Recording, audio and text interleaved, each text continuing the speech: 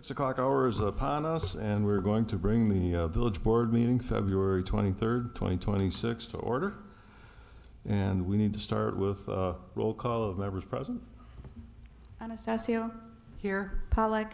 Here. Karas. Here. Washburn. Here. Venturini. Here again. DeGroot.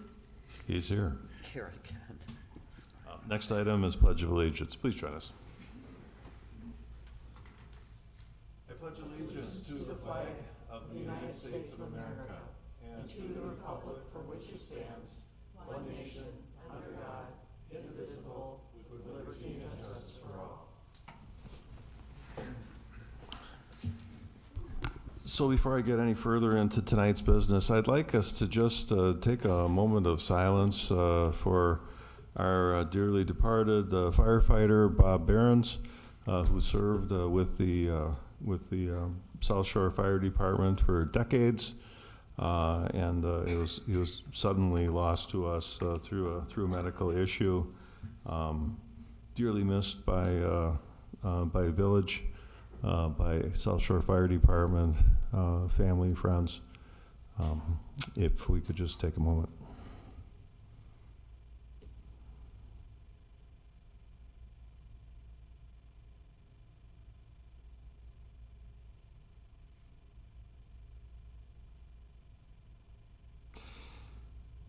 Thank you, and rest in peace, Papa Bob. Next item is public comment. Members of the public are welcome to provide comments on any matter. Please fill out a comment form, and the president will recognize you. Use the microphone to state your name and address for the public record. Comments are limited to 3 minutes. I have nothing up here. Anything from the clerk? No? Nobody wishing to speak? Anybody sitting in chambers with us wishing to speak on any matter? Going once, going twice. With nobody wishing to speak, we can close public hearing, or excuse me, public comment, and from there we can move on to the consent agenda.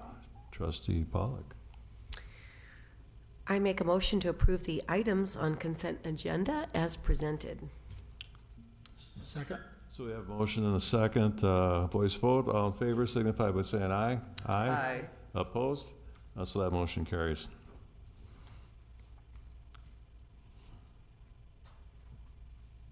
So the next item is down at G1A, which is discussion and possible motion to approve Resolution 2-2026, amending Resolution 18-2025, adopting the 2026 budget to reflect 2025 encumbrances in the 2026 budget.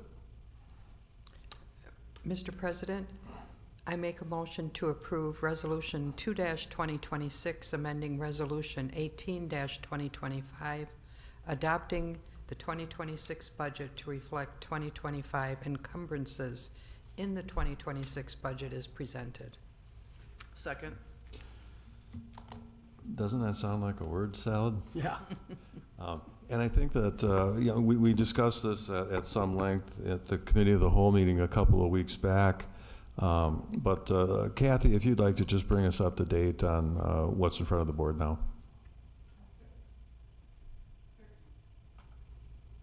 Sure, I can do that. If I can turn my microphone on. You're good.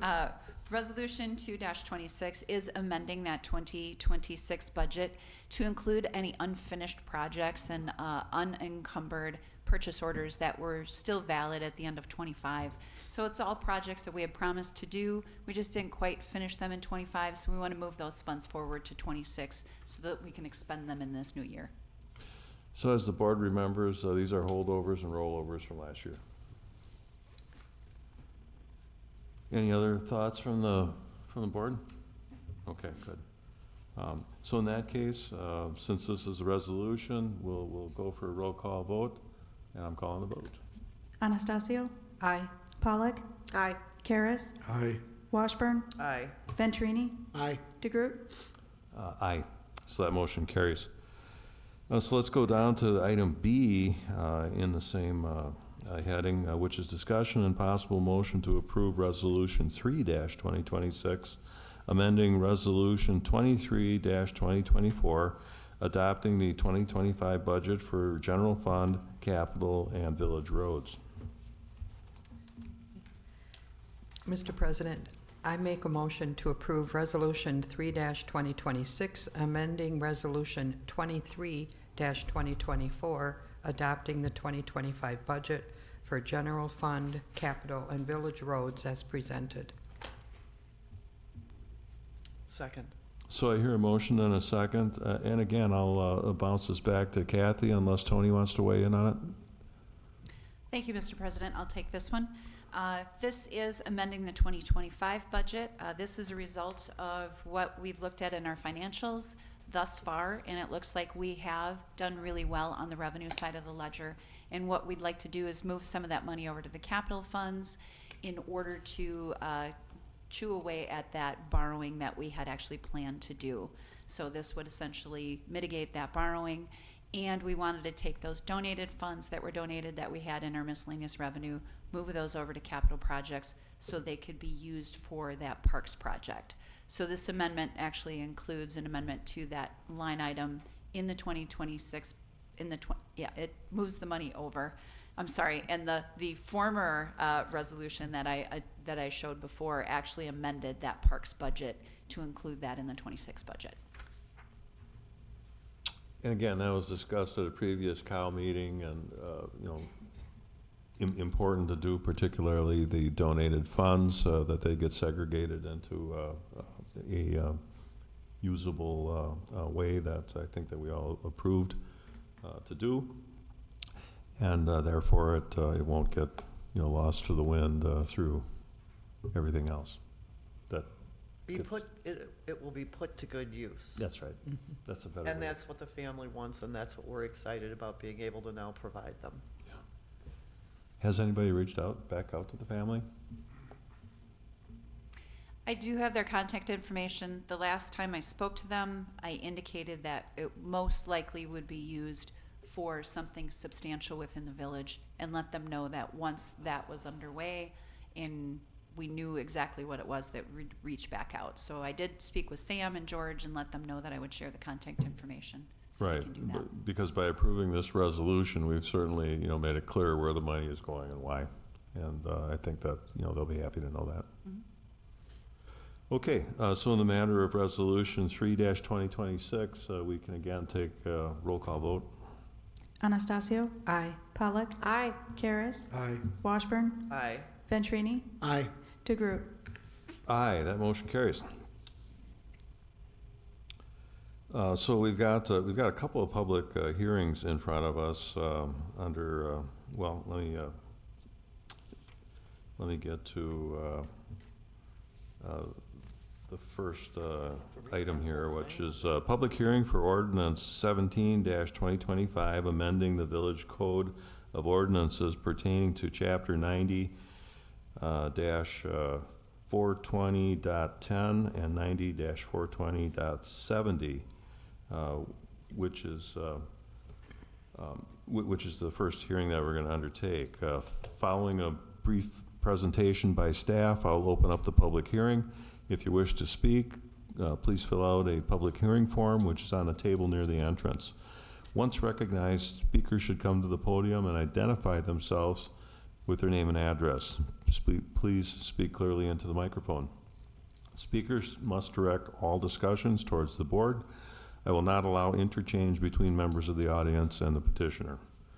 We request that you not interfere with nor interject comments while another person has the floor. This is to ensure a respectful and orderly process. Please keep all comments on the particular matter, please keep all comments on that particular matter before the board and at most 5 minutes. And finally, to ensure a focused and productive hearing, please turn off or mute all electronic devices. So regarding the first item, which is ordinance 1725, and regarding the various ordinance chapters 9420.1, 9420.70, I can turn that over to Sam. Mr. President, at its November 13th meeting, the committee directed the Plan Commission and Public Works Committee directed the village staff to draft updates to the village's sidewalk requirements. The Plan Commission also discussed this at its November 19th, 2025 meeting. The primary issue discussed by both committees was the village's requirements for sidewalks on new development when those sidewalks are not adjacent to existing sidewalks. These ordinance created situations where the village required sidewalks in circumstances where developers installed these sidewalks, but the abrupt ends created secondary safety and travel concerns. Previous conversation had at both the Plan Commission and Village Board when adopting the current ordinances centered around the need to start somewhere, and that if the village did not require sidewalks for most large or new developments moving forward, then it would likely never build out a sidewalk system. The village is largely dealing with this conversation now due to its relatively recent incorporation compared to comparable older cities and villages throughout southeastern Wisconsin. Urban planning practice has recommended separating pedestrian travel from vehicular travel in suburban contexts since post-war suburbanization accelerated in the 1950s. To moderate the concerns of the committees, the village staff included the following changes to the ordinance, which are in your packet tonight. As one, clarifying the regulations of the parking and access division within the zoning chapter to apply to all new developments, redevelopments, and when changes or structures or uses meet the conditions of the applicability requirements of the chapter. This cross-reference to landscaping and screening consolidates when the zoning ordinance requires changes to parking areas and screening areas, which are often interlinked with parking and access. Expanding the existing in lieu of fee ordinance to apply to urban street cross-sections. Expanding the existing in lieu of fee ordinance to apply to properties further than 1,200 feet away from a connecting sidewalk or multi-use pathway, which is the maximum block length identified within the land division ordinances. And 4, reducing the existing in lieu of fee ordinance to disqualify any sidewalks or multi-use pathways identified within the village's comprehensive plan, bicycle and pedestrian plan, a tax incremental district project plan, or any other applicable plan officially adopted by the village board. Additionally, the village staff recommended the following changes to administrative processes and procedures not contained within the ordinance. That's permitting via development agreement for subdividers to delay the installation of public sidewalks, multi-use pathways, and street trees until the time at which they pull a building permit for the adjacent lot, with the stipulation that they install all required improvements within 5 years of recording a final plat, or when more than 66% of lots within the land division have pulled a building permit, whichever is sooner.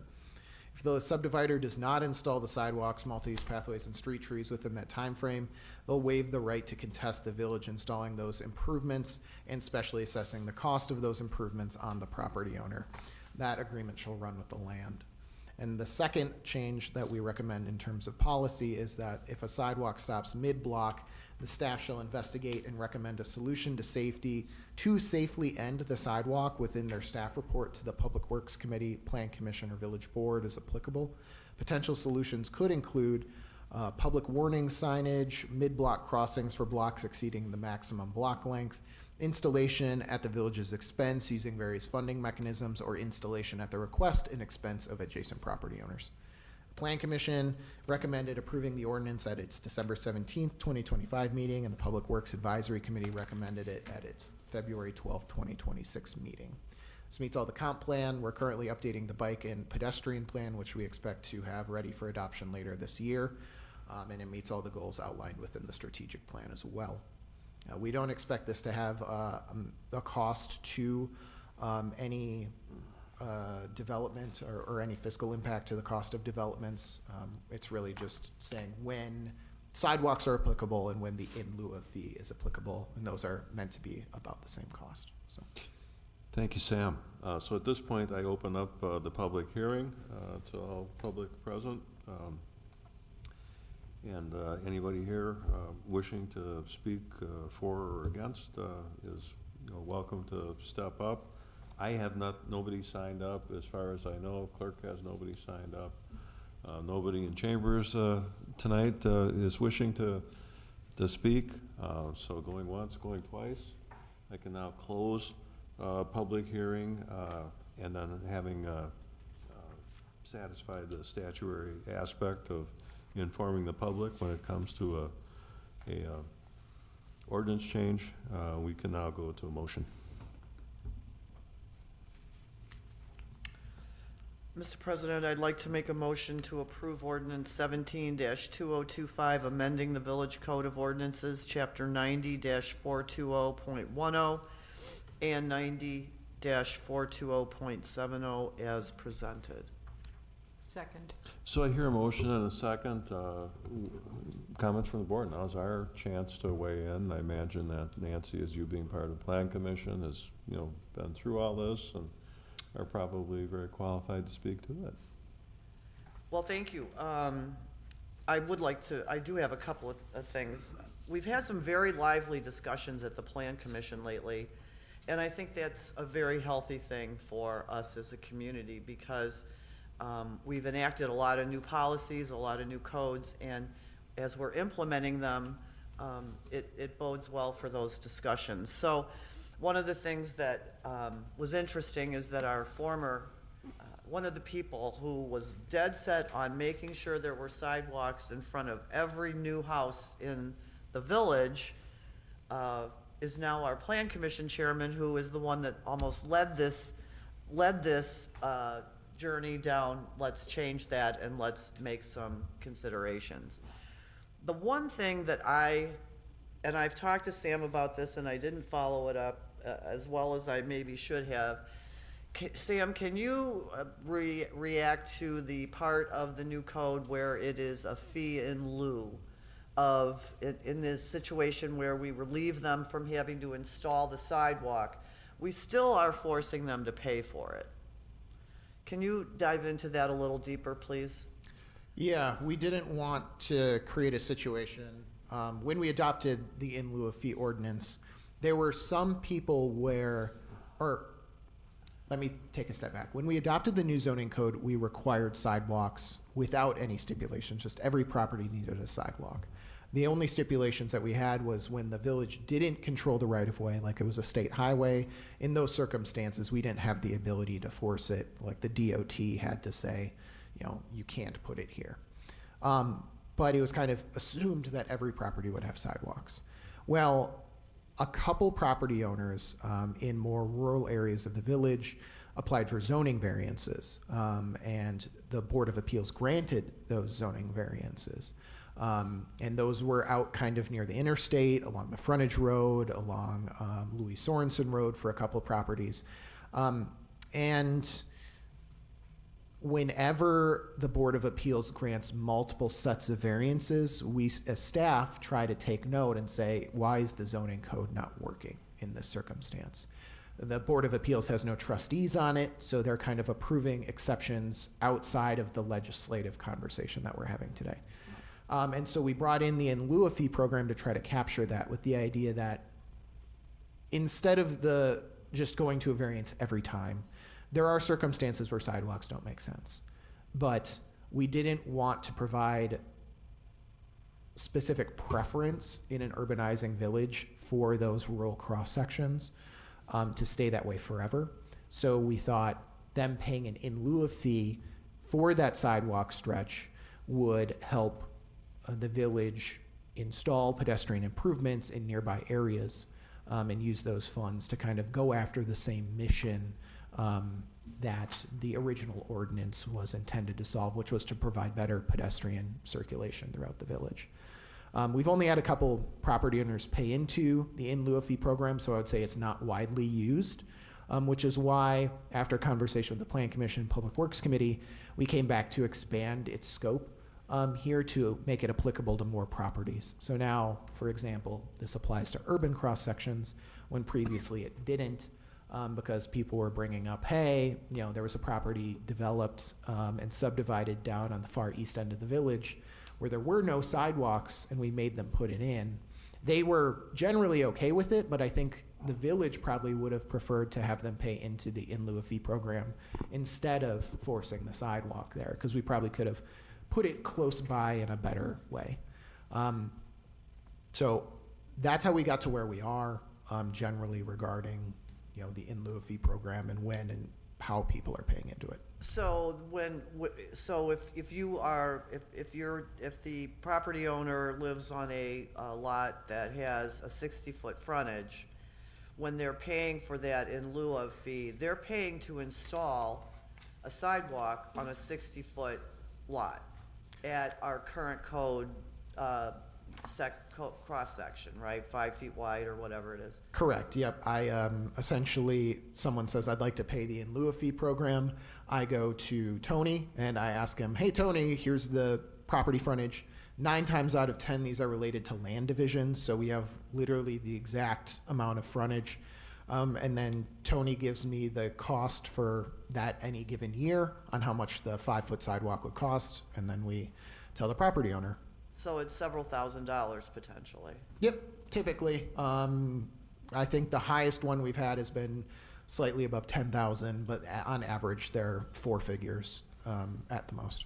So, and then again, what you said is that money goes into the pot, so to speak, and can be used anywhere. So Mrs. Jones, when she pays that $10,000, that money can be used anywhere. So what happens 5 years from now when Mrs. Jones decides she wants a sidewalk and she feels like she's already paid for it?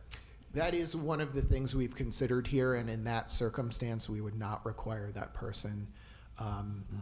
Like, she could pay for it herself if she now wanted one, because she was ultimately the person, Mrs. Jones, in your example. The property owner has to choose to pay the in lieu of fee. And so she could have installed the sidewalk at that time.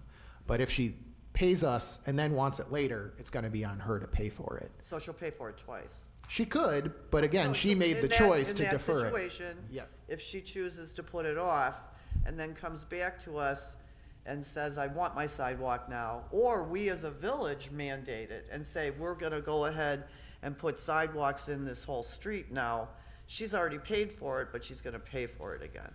And I think that is a good point, and something that we have talked about in tracking internally is when people pay this in lieu of fee, that to make sure that we're not second special assessing them for those. We don't want to double dip on those property owners. I think that is So- absolutely gotta be tracked and monitored. The other thing is, I really, and I feel bad bringing this up now, I did talk to Sam about it I think a week or so after the meeting, and then we got into the holidays, and then, Sam and his wife had their beautiful baby, and so time has marched on, but I agree with the ordinance, 99%, except I'm concerned about the way the fee structure is. And I would rather look at it as a per unit fee. And I think, again, going back to some of the things we talk about in planning all the time, and we hear from Racine Economic Development, what's wrong with our housing world today is the cost. We're continuing to add cost. Now you add thousands of dollars to a property that they have to pay for something now that they may have to pay for again. They don't realize that when they're doing it. There's something wrong with that. And I'm not sure how, within the motion that was made, how to manage that, amend it, or pass, all of it except for the actual fee structure, that would need to go back for discussion. I'm a little bit perplexed, but that concerns me. I think that is adding burden, and especially the fact that they could possibly be double dipped, just because today they built a house, there's no sidewalk here, there's no sidewalk here on either side of them or down that 1,200-foot road, and then a few years later, as a whole, the neighborhood decides to put in sidewalks, or it's a rural cross-section that we go ahead and put storm sewer and sewer into, and curb and gutter into, and then it would be able to have sidewalks. I think there's a number of situations that I'd like to hear what the other trustees might think about that. So if I could clarify one point there, this existing ordinance does not change the fee structure at all. So the existing fee structure that we've been working with for the past few years, this doesn't amend it. All it does is increase when someone might opt into paying that in lieu of fee. So if I could, broaden my staff recommendation tonight would be to adopt this, but with the note that if the village board, after your conversation, wants us to continue to look at that fee structure, we can come back with a secondary one. But the amendments in front of you tonight do not relate to the fee structure. It's just when someone might choose to pay them. Okay. Well, that's helpful. See, to me, the in lieu of means that one way or another, you're paying for a sidewalk. But in lieu of means that that sidewalk is gonna go in, maybe not now because you don't need it or want it now, but it's gonna go in at some point in time of the village's choosing, based on development or stormwater considerations or whatever. But I would agree that the homeowner, for, taking a leap of faith in lieu of, shouldn't be whacked twice to get the sidewalk done once. Thank you, yeah. That's just not fair. And I think we have some ideas internally of how we can solve that by putting notices on title and things like that. So if we were to go through a special assessment process, we would capture it both internally but on the property's title at the Register of Deeds too. So we have some ideas internally. Tony and I can continue to refine them and bring them back to the village board, but that's more of a internal policy at that time.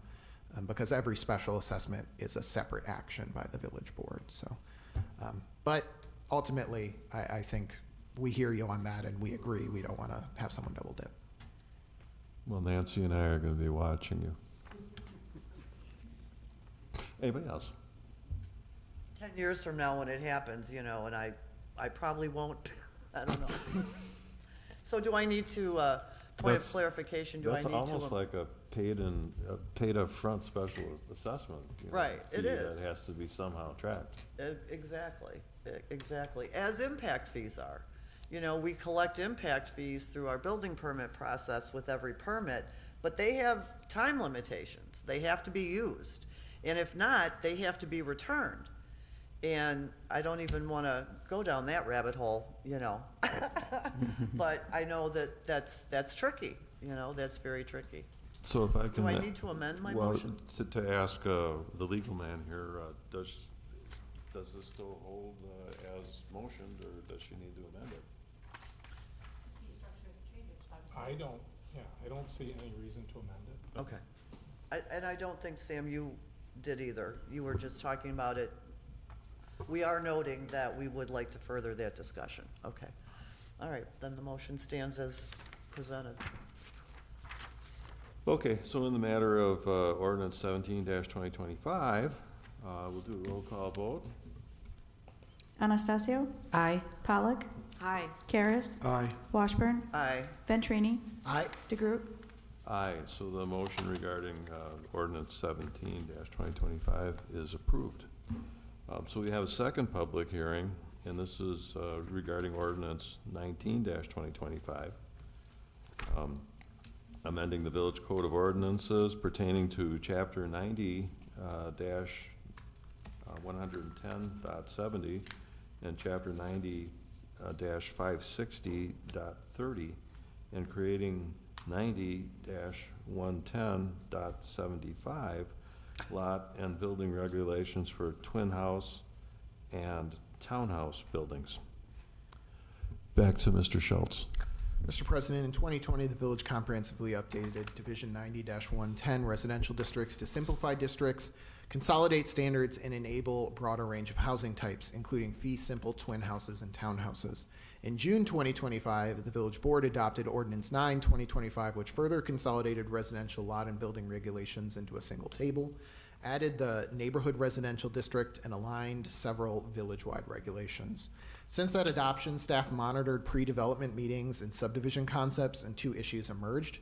The 2025 consolidation retained the district minimum lot widths and areas, but eliminated the explicit narrow lot standards that had previously enabled fee-simple twin house and townhouse formats with 0 side setbacks. And two overlapping dimensional and density standards continued to complicate plats and certified survey maps that met overall net density but failed one or more lot area or width thresholds, triggering redesigns without changing intensity. In November 2025, the Plan Commission discussed restoring a clear path for narrow fee simple attached housing, relying more consistently on density at the plat scale and limiting the use of variances where a zoning map amendment would be more appropriate. The proposed ordinance implements that direction by modestly expanding the lot table and 2 new procedural tools. The ordinance would amend Chapter 90 as follows. That's 1, adding a maximum density range to residential lot and building table. 2, clarifying how the lot table applies to attached dwelling units with shared walls and 0 side setbacks. And 3, limit the use of variances for density and de facto zoning. All other aspects of the June 2025 residential update, including the district descriptions, permitted building types, maximum impervious surface standards, and garage and gardening regulations remain unchanged. This meets the comprehensive plan and strategic plan goals, and really ultimately is getting after that townhouse style development where it is owner occupied, single family, but you have attached walls on either side, as seen in the preliminary plat that you all approved a couple months ago for that Bear development where Oaks Road would extend south. So the whole goal of the zoning ordinance was to expand these housing options. We accidentally limited those housing options in our efforts to consolidate and clarify some of our rules. So now we're just trying to bring those back and make sure that we can continue to plat townhouses without any issues on our side. Okay, so at this point, again, we'll open the meeting to the public, open the public hearing to speak to or against the ordinance that's in front of us. I have, again, nobody signed up to speak. I'm getting a no from the clerk. Nobody signed up to speak. Reaching out to chambers. Nobody is waving their hand. Going once, going twice. So being that nobody is willing to speak Gina? I raised my hand. out of the public. I just had a quick question for Sam. Is No, it- you're it's not too the late? public. When we Oh. get to the motion, then we can discuss this Oh. among ourselves. Okay, sorry about that. So there being nobody from the public wishing to speak on this, I can close public hearing, and then I can go to entertain a motion. Mr. President, I'd like to make a motion to approve ordinance 19-2025, amending the Village Code of Ordinances, Chapter 90-110.70 and 90-560.30, and create Chapter 90-110.75 pertaining to lot and building regulations for twin homes and townhouse buildings as presented. Second. So I hear a motion and a second. So now the board can, take this up and discuss this, ask questions, and make comments. We'll start with Gina. Are these all existing, are these condo conversions? No, generally, no. They could pertain to condo conversions, but more frequently, we've seen developers who are interested in platting new lots for townhomes. And do we have a limit on that, or is it unlimited? Like, is there a percentage of how many they can do? It depends on how big the property is. So if it's a bigger property, you could get more. And there are density limits in here that we've established to kind of control that on the platting scale. But, functionally, you're probably getting somewhere between 4 and 6 connected townhomes per lot, which is more or less kind of what we've seen either on the condo side or not previously.